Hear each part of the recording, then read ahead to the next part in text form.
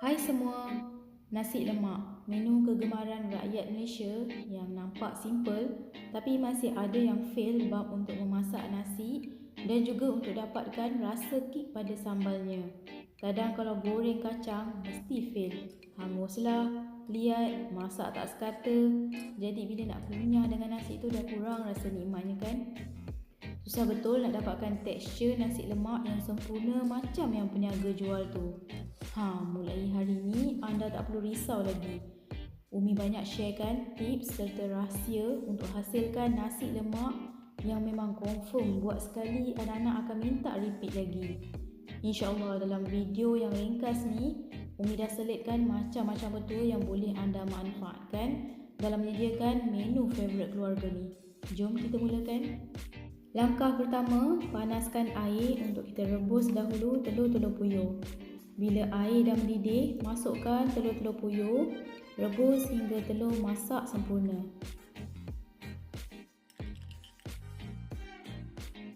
Sementara tunggu telur tadi masak, jom buat nasinya dahulu. Rendam beras basmati dalam 2 pot lebih kurang 30 minit. Tujuannya supaya nasi panjang pada kadar yang maksima dan cantik je kejadiannya bila siap masak nanti. Kali ni Umi gunakan beras basmati jenama sunflower. Yang bestnya beras ni tahan lasak, tak mudah patah dan tak mudah basi. Dah siap rendam, toskan beras tersebut dan masukkan dalam rice cooker dahulu. Setengah biji kelapa parut. Kalau gunakan kelapa dari peti ais, masukkan air suam-suam ya. Rendamkan sekejap dalam air tu baru di blend. Tujuannya untuk dapatkan pati santan yang lebih pekat dan cukup berlemak. Tapi kalau guna kelapa fresh, guna air biasa pun dah okey. Air ni kalau tak yakin dan takut lembek, sukat dahulu dalam beras sukatan yang tepat. Dah siap blend, tapis masuk dalam beras yang kita dah toskan airnya tadi. Perah, dapatkan pati santannya saja.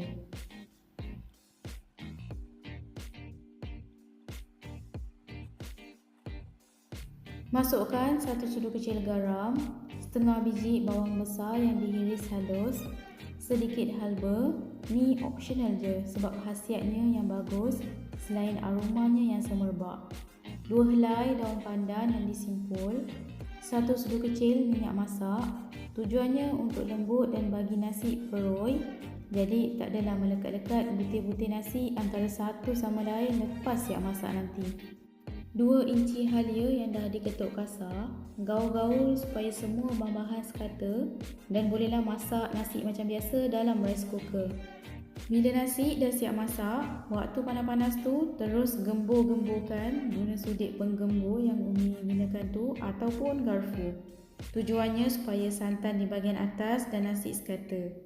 Tengok tu nasinya, peroi, mudah nak gembur. Butir-butir nasi tak melekat antara satu sama lain dan lembut je hasil nasi lemak kita kalau ikut tips yang Umi dah highlightkan tadi. Okey, nasi pun dah siap. Sekarang ni kita nak buat sambalnya pula. Kisar halus 4 biji bawang putih, 1 biji bawang besar, guna yang besar-besar sedikit. 25 batang lada kering yang dah direbus dan dibuang biji. Dan masukkan sedikit air, kisar halus. Panaskan minyak yang mencukupi, masukkan bahan-bahan kisar, gaul sebati dan tumis sampai pecah minyak.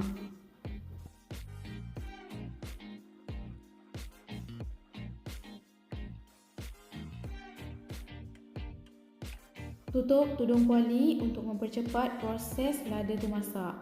Sekali-sekala bolehlah buka penutup dan gaul-gaul supaya sambal masak sekata. Petua sambal nak kick, kenalah masak biar lama, guna api sedang dan perlahan je.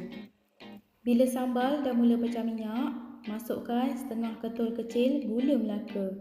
Umi kalau masak sambal lagi suka guna gula Melaka berbanding gula pasir yang putih tu.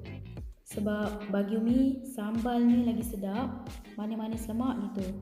Selain gula Melaka mempunyai khasiat yang lebih baik berbanding gula pasir putih sebagai pemanis makanan. Masukkan pula sedikit air asam jawa. Yang ini agak-agak je, jangan banyak sangat, nanti terlebih masam pula sambal. Lagipun nanti Umi akan masukkan juga sedikit sos tomato.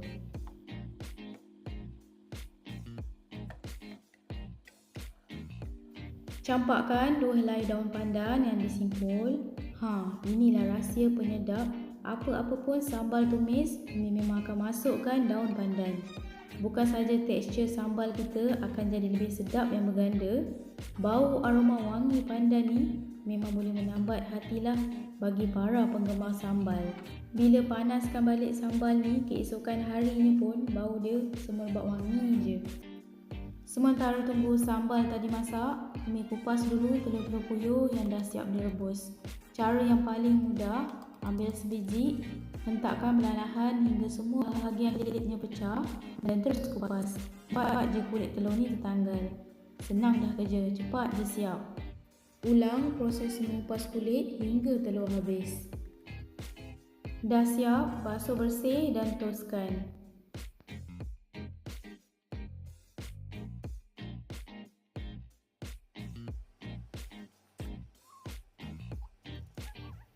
Sekali-sekala tu, buka penutup kuali dan gaulkan sambal tadi. Kalau tak, hangit bahagian bawahnya.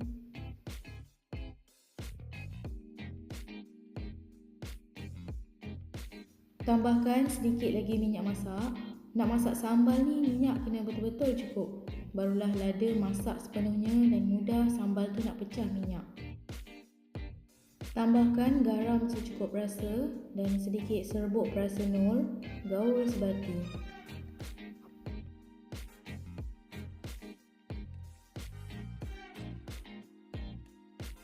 Disebabkan nak masak lebih lama sambal ni, jadi Umi ada tambahkan sedikit air biar berkuah dan tak kering sangat.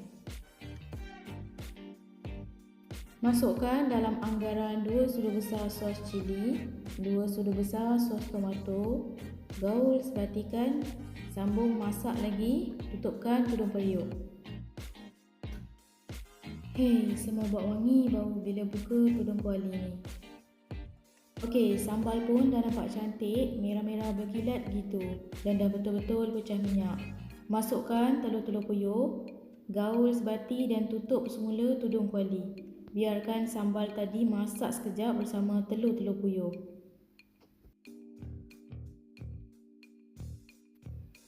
Sekali-sekala buka dan gaul sebati.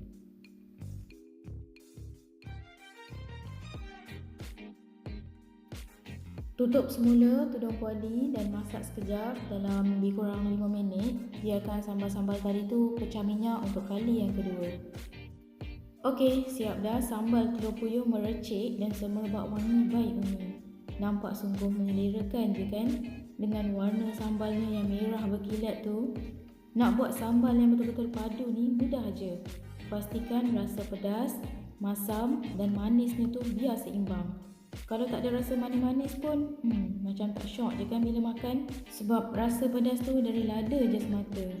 So lepas ni kalau tak suka letak gula pasir dalam sambal, gantikan je dengan gula Melaka yang banyak khasiatnya. Sambal kita pun jadi lebih sedap dan menarik je warnanya. Dah siap, taburkan daun bawang. Ni optional je sebab Umi suka nak nampak cantik sebagai hiasan. Okey, telur puyuh pun dah siap, nasi dah siap. Sekarang ni Umi nak tunjukkan pula cara goreng kacang. Gunakan minyak yang mencukupi dan menutupi paras kacang. Ikutlah berapa banyak kacang yang kita nak goreng. Tips pertama, tak perlu tunggu sampai minyak betul-betul panas. Bila dah suam-suam suku, terus masukkan kacang tanah. Goreng guna api perlahan je dan kena rajin kacau supaya kacang masak sekata. Bila kulit kacang dah bertukar warna kuning muda keperangan gitu atau rasa hampir masak, terus angkat.